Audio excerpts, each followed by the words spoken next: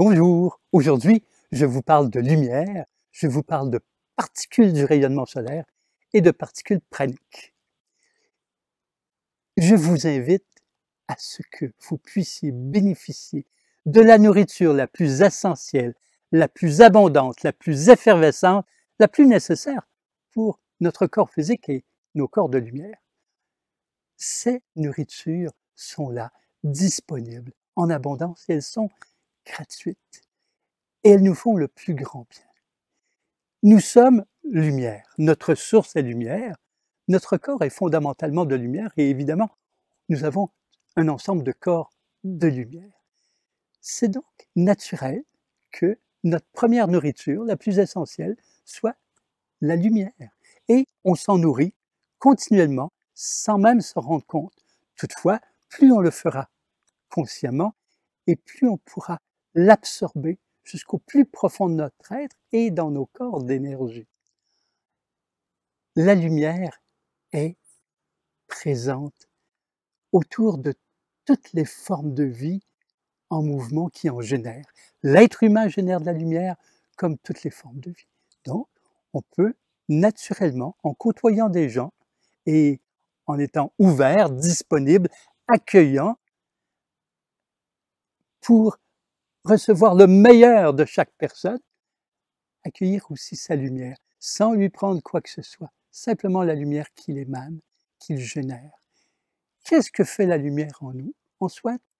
Comme c'est notre source, eh bien, c'est directement ce qui intensifie notre énergie. Durant cette période de plusieurs années, qui a commencé même en 2009, tout est en mutation. Notre ADN, nos glandes, nos organes, notre structure de corps subtil et la vie qui nous entoure. Cette transformation est très intéressante, toutefois, elle est très exigeante de nous aussi. Donc, beaucoup de gens se sentent fatigués. Ils ont l'impression qu'ils perdent de l'énergie. En fait, on ne perd pas de l'énergie. L'énergie, pourtant, peut diminuer son rythme, son mouvement. Il s'agit d'intensifier le rythme vibratoire pour retrouver une sensation d'énergie. Mais ce dont je parle avec la lumière, c'est autre chose. La lumière augmente notre intensité énergétique. Donc, ce n'est pas simplement remettre notre énergie en mouvement, c'est tout comme si j'avais plus d'énergie pour exister et pour me déployer. Donc, ce n'est pas banal parce que cela me stimule énormément à vivre, à créer, à entrer en relation avec les autres, à bénéficier de toute cette vie et en être beaucoup plus satisfait, joyeux, amoureux.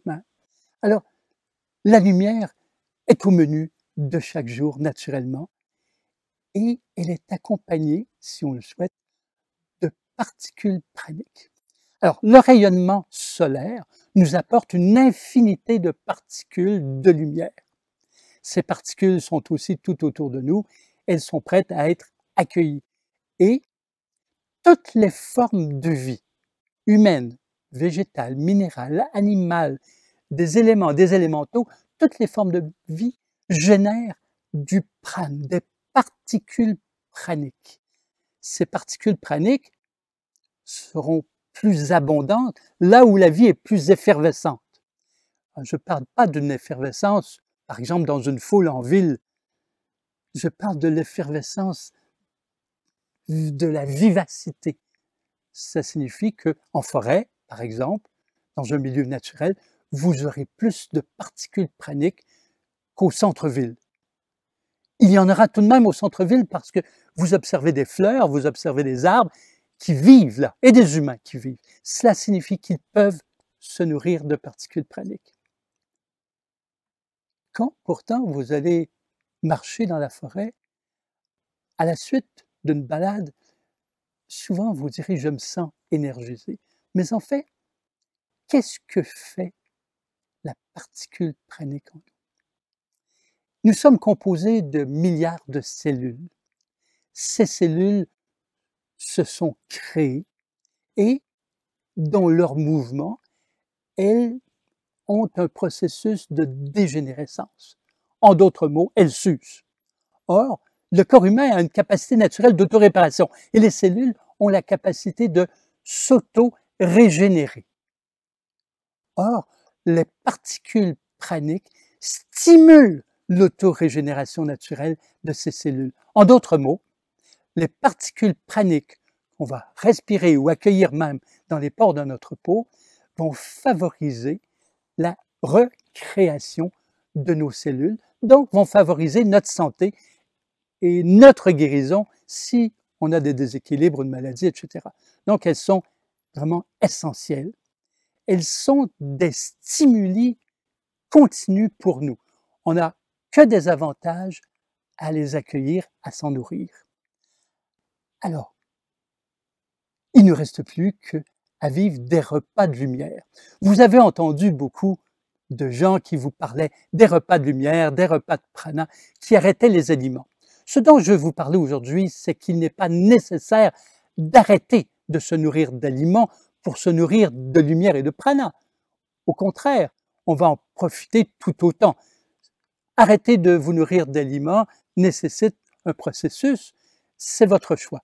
Aujourd'hui, je vous parle de vous nourrir de la lumière et du prana.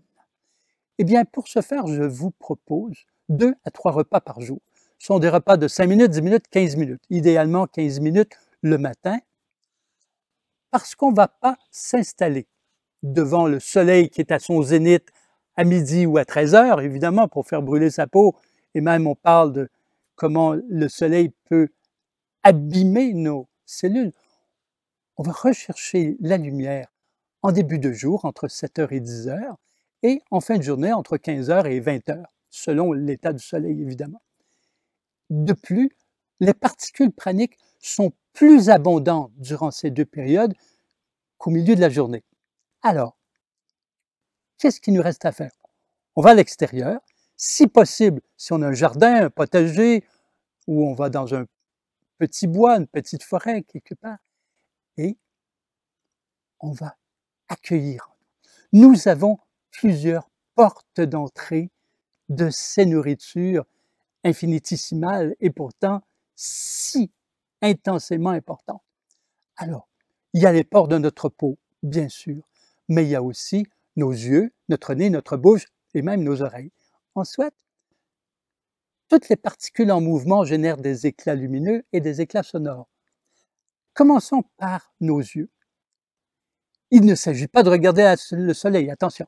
Nous allons regarder un rayon de lumière. Dans ce rayon de lumière, il y a des particules lumineuses. Et puis tout autour et dedans, il y a aussi des particules praniques. Or, les particules qui sont présentes nous transmettent des informations. En soit, l'être humain, tant au niveau subtil que physique, est stimulé par des informations, des codifications. Donc, quand je regarde autour de moi volontairement un rayon de lumière qui se pose sur un arbre, sur la pelouse, sur des fleurs, sur quelqu'un, sur la maison, eh bien, consciemment, je veux que mon regard capte la lumière, apporte vers le système nerveux central les codes de cette lumière et le système nerveux central va retransmettre ces informations dans tout mon corps. Il le fera autant pour la lumière que pour le prana. Pendant que je regarde la lumière, je peux inspirer. J'inspire profondément, mais dans la conscience ou dans l'intention que j'inspire les particules de lumière, les particules praniques. Je suspends mon souffle et là je suis dans l'intention que tout mon corps intègre les particules, leur information. Et puis lorsque je expire, je remets à la vie cette nourriture qui porte un peu de moi-même. J'inspire par le nez et pendant le processus, je peux aussi inspirer par la bouche. C'est-à-dire, je commence en inspirant par le nez et je peux expirer par le nez ou par la bouche. Et après un moment, j'inspire par la bouche. Pourquoi? Parce que nous avons des capteurs de particules dans le nez, nous en avons dans la bouche, comme nous avons dans les yeux. Et tous ces capteurs retransmettent au système nerveux central l'information. C'est simple Il s'agit de le faire avec une intention de se nourrir, avec de la joie, de la légèreté, de l'amour et la conscience de ce qu'on fait. 10 minutes, 15 minutes et nous voilà nourris. Quelque chose est étonnant, c'est qu'on a l'impression après ça qu'on a moins d'espace un peu pour les aliments, comme si notre corps était un peu plus repu. Mais en fait, à vous de choisir les aliments et leur quantité que vous voulez.